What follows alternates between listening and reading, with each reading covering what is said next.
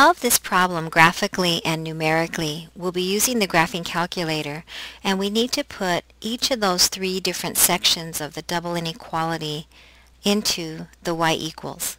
So y1 is the left side, y1 equals 80, y2 is the middle part. Notice how there's parentheses around 356 plus x because it's a binomial and that entire quantity is divided by 5. And y3 is the right side, 90. Now before we take a look at the graph, let's go to the window settings.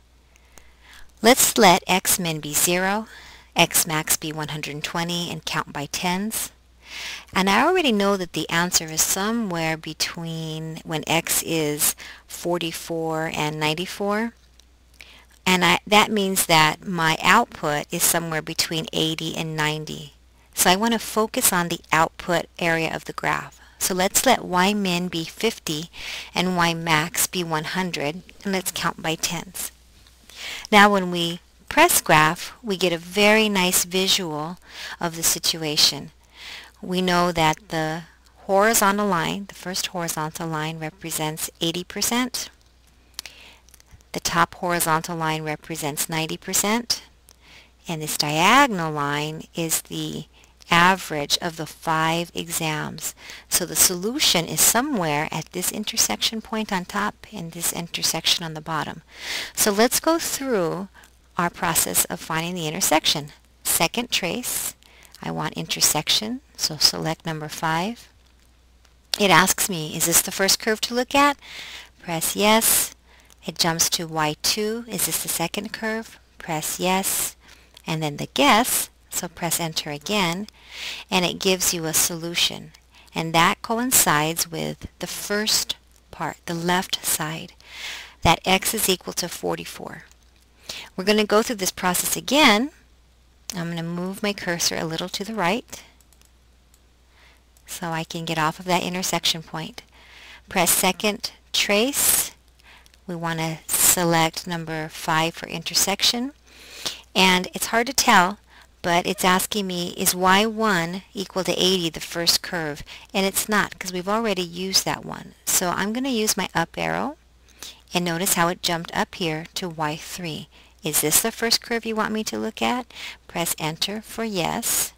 And then it jumps to the second curve, which again, it jumped to y1. So press your up arrow. Is that it? No, I was already there. Press up arrow again.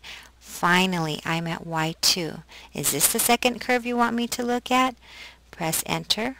And when it asks you to guess, since the equations are so far away, or the data points, I'm going to use my right arrow just to get a little closer so that it can see that I want you to focus on this intersection point here. Press enter, and there it is. My intersection point is x equals 94. So graphically, we can determine that the solution is between x equals 44 and less than x equals 94. We also need to look at the table so we can verify numerically. Let's go to table set, second window. I'm going to have the calculator start at 40 and count by 1.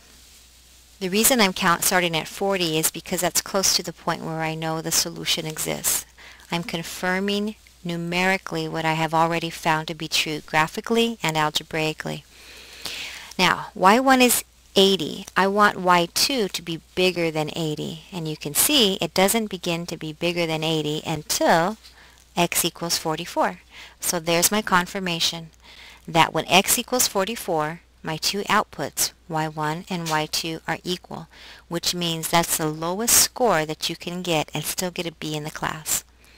If we were to scroll down all the way to 94, and I want you to watch the data points, notice how y2 is still above 80. The more I scroll, y2 is still above 80. It's getting farther away from 80. It's getting close to 90%. And when x equals 94, my y2 is 90. If I scroll over with my right arrow button, I can see my y sub 3 output. And this also confirms that y2 is equal to y3. But the student is not interested